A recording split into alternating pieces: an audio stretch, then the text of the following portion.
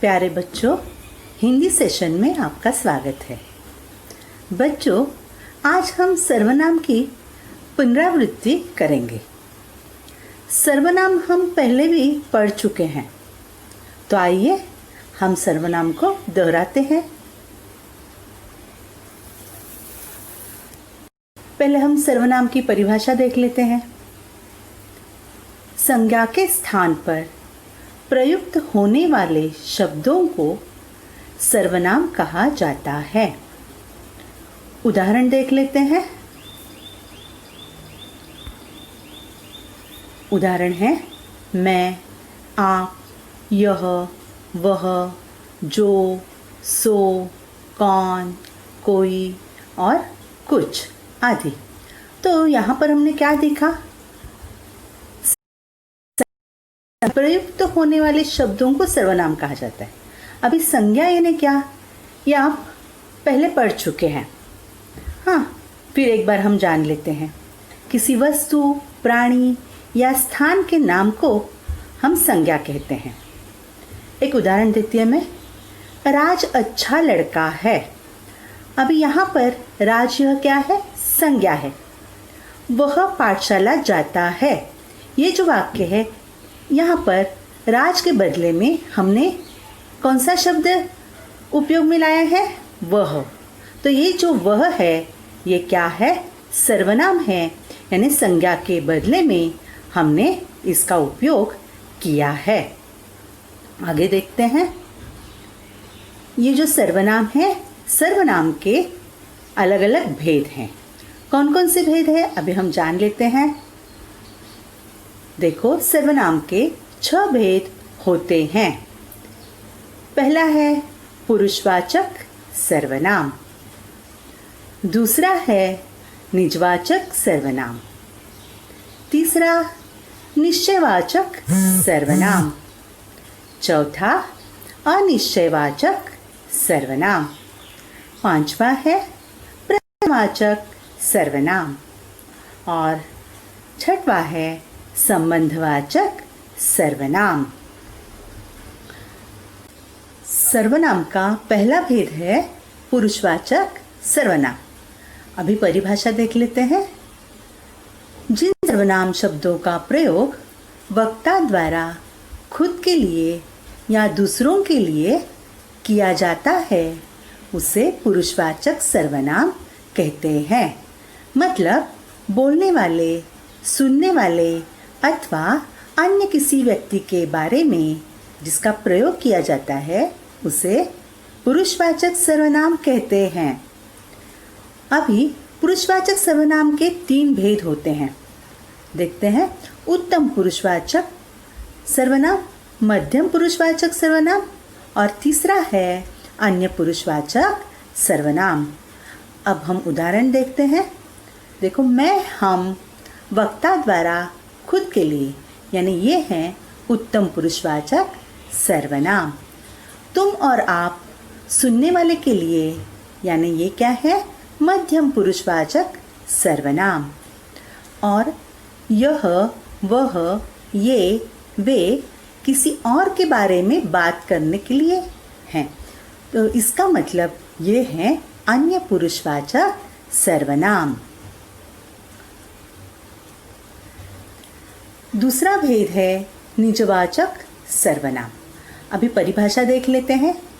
जिन शब्दों का प्रयोग वक्ता किसी चीज़ को अपने साथ दर्शाने या अपनी बातें बताने के लिए करता है, वे निजवाचक सर्वनाम कहलाते हैं।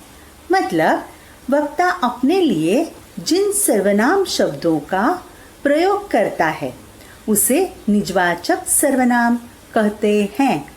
उदाहरण देख लेते हैं। पहला उदाहरण है मैं कपड़े स्वयं धो लूँगा। मैं अपने आप चला जाऊँगा। तो यहाँ इन वाक्यों में वक्ता अपने बारे में बताना चाहता है। मतलब स्वयं है, अपने आप है, खुद है। ये क्या है?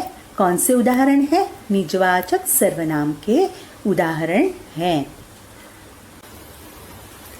तीसरा भेद है निश्चयवाचक सर्वनाम। अभी परिभाषा देखते हैं। जिन सर्वनाम शब्दों से किसी वस्तु, व्यक्ति या स्थान की निश्चितता का बोध हो, वे शब्द निश्चयवाचक सर्वनाम कहलाते हैं। यानी किसी निश्चित व्यक्ति, वस्तु या स्थान का बोध होता है, उन्हें क्या कहते हैं? निश्चयवाचक सर्वनाम कहते हैं। उदाहरण देख लेते हैं। यहाँ पर यह और वह, ये निश्चयवाचक सर्वनाम के उदाहरण हैं। वाक्य है यह मेरी कार है। दूसरा वाक्य है ये मेरी पुस्तकें हैं। तो यहाँ पर यह, वह, ये सब क्या है? निश्चयवाचक सर्वनाम के उदाहरण हैं। चौथा है अनिश्चयवाचक सर्वनाम। परिभाषा है जिन सर्वनाम शब्दों से वस्तु, व्यक्ति, स्थान आदि की निश्चितता का बोध नहीं होता, वे अनिश्चयवाचक सर्वनाम कहलाते हैं। मतलब यहाँ पर किसी व्यक्ति, वस्तु, स्थान का निश्चित बोध नहीं होता और इसीलिए इन्हें अनिश्चयवाचक सर्वनाम कहते हैं। उदाहरण जानते हैं। कुछ, कोई आदि। वाक्य है, पहला वाक्य मुझे कुछ खाना है। दूसरा वाक्य है मेरे घर कोई आया था। तो पहले वाक्य में कुछ, ये क्या है? अनिश्चयवाचक सर्वनाम का उदाहरण है। और दूसरे वाक्य में मेरे घर कोई आया था, यहाँ पर कोई, यह अनिश्चयवाचक सर्वनाम का उदाहरण है। अभी सर्वनाम का पांचवा भेद जानते हैं। पांचवा भेद है प्रश्नवाचक सर्वनाम। परिभाषा है जिन शब्दों का प्रयोग किसी वस्तु, व्यक्ति आदि के बारे में कोई सवाल पूछने या उसके बारे में जानने के लिए किया जाता है, उन शब्दों को प्रश्नवाचक सर्वनाम कहते हैं। मतलब जिन सर्वनाम का प्रयोग प्रश्न पूछने के लिए किया जाता है, उन्हें क्या कहते हैं? प्रश्नवाचक सर्वनाम कहते हैं। उदाहरण जानते हैं। कौन, क्या, कब, कहाँ आदि, ये सब प्रश्नवाचक सर्वनाम के उदाहरण हैं। वाक्य है देखो तो कौन आया है। दूसरा वाक्य है आपने क्या खाया है। तो पहला वाक्य जो है देखो तो कौन आया है, यहाँ पर कौन, यह प्रश्नवाचक सर्वनाम है। और दूसरे वाक्य में आपने क्या खाया है, तो यहाँ पर क्या, ये जो है, यह उदाहरण प्रश्नवाचक सर्वनाम का उदाहरण है। और छठवा जो सर्वनाम का भेद है, ये है संबंधवाचक सर्वनाम। परिभाषा जानते हैं। जिन सर्वनाम शब्दों का प्रयोग किसी वस्तु या व्यक्ति का संबंध बताने के लिए किया जाए, वे शब्द संबंधवाचक सर्वनाम कहलाते हैं। मतलब जो शब्द वाक्य में आए संज्ञा या सर्वनाम का संबंध बताते हैं, वे शब्द संबंधवाचक सर्वनाम कहलाते हैं। उदाहरण देखते हैं। जो, सो, जैसा, वैसा आदि। अभी पहला वाक्य है जैसी करनी वैसी भरनी। दूसरा वाक्य है जो सोवेगा सो खोवेगा, जो जागेगा सो पावेगा। तीसरा वाक्य है जैसा बोगे वैसा काटोगे। अभी पहला जो वाक्य है, उस वाक्य में जैसी करनी वैसी भरनी, यहाँ पर जैसी वैसी, यह कौन सा उदाहरण है?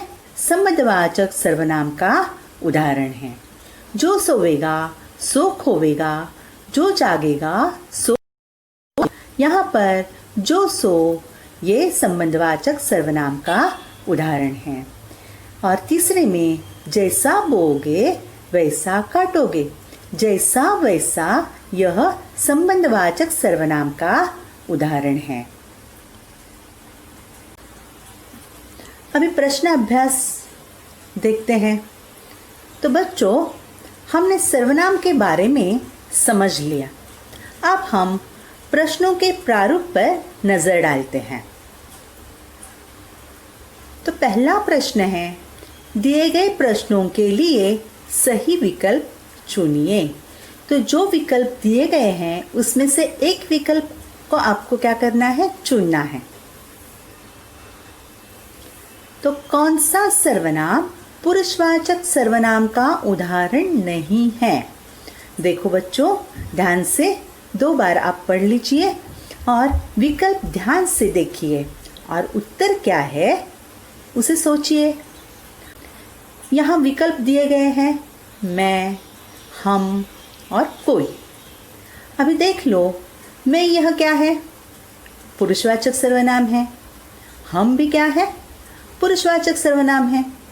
और यहाँ जो कोई आया है, ये कोई मतलब क्या है? ये पुरुषवाचक सर्वनाम है क्या? नहीं। तो ये क्या है? कौन सा उदाहरण है? अनिश्चयवाचक सर्वनाम का उदाहरण है। और इसीलिए इसका उत्तर है कोई। यह शब्द क्या नहीं है? पुरुषवाचक सर्वनाम का उदाहरण नहीं है। दूसरा है प्रश्नवाचक सर्वनाम का उदाहरण है। तो यहाँ पर विकल्प दिए गए हैं, देखो ध्यान से पढ़िए। पढ़ लिया? तो यहाँ पर विकल्पों को अच्छी तरह से पढ़ो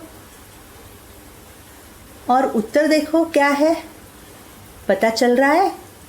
तो प्रश्नवाचक सर्वनाम का उदाहरण है, देख लीजिए, यह, कौन, अपने, आप। तो यहाँ पर ये प्रश्नवाचक सर्वनाम है क्या? तो नहीं। कौन यह क्या है? प्रश्नवाचक सर्वनाम का उदाहरण यहाँ पर है। और अपने आप ये भी प्रश्नवाचक सर्वनाम का उदाहरण नहीं है। ये कौन सा है? निजवाचक सर्वनाम का उदाहरण है। तो इसका उत्तर होगा कौन। इस प्रश्नवाचक सर्वनाम का उदाहरण क्या है? कौन। अभी दूसरा प्रश्न देखते हैं। दिए गए प्रश्नों के लिए सही विकल्पों को चुनिए। अभी इस प्रश्न में हमें एक से अधिक विकल्पों को चुनना है। पहला है निजवाचक सर्वनाम के उदाहरण हैं। विकल्प देख लेते हैं। खुद, कौन, किसका, अपने, आप। अभी यहाँ पर खुद यह निजवाचक सर्वनाम का उदाहरण है। कौन जो है यह प्रश्नवाचक सर्वनाम का उदाहरण है। किसका अनिश्चयवाचक सर्वनाम का उदाहरण है। और अपने आप ये भी निजवाचक सर्वनाम के उदाहरण हैं। तो यहाँ पर खुद और अपने आप ये हैं निजवाचक सर्वनाम के उदाहरण। दूसरा है अनिश्चयवाचक सर्वनाम के उदाहरण हैं। विकल्प है तुम, कोई, वह, कुछ।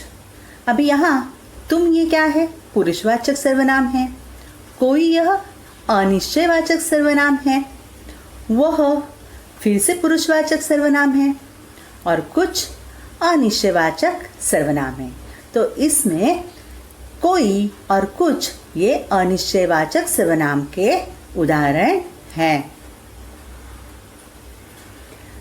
तीसरा प्रश्न है निम्नलिखित वाक्य सही है या गलत पहचानिए। पहला वाक्य है जो भले लोग हैं वही मदद करते हैं। यह वाक्य संबंधवाचक सर्वनाम का उदाहरण है। तो यहाँ पर सही और ये गलत विकल्प दिए गए हैं।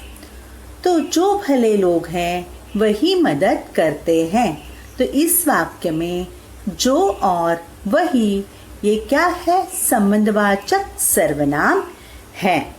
तो इसीलिए ये वाक्य सही है। दूसरा वाक्य है कौन, क्या, मैं। ये उदाहरण निश्चयवाचक सर्वनाम के हैं। तो सही है या गलत है हमें देखना है। तो कौन ये क्या है? प्रश्नवाचक सर्वनाम है। क्या भी प्रश्नवाचक सर्वनाम है। मैं यह पुरुषवाचक सर्वनाम है। तो यहाँ पर निश्चयवाचक सर्वनाम के ये उदाहरण है क्या? तो ये वाक्य गलत है।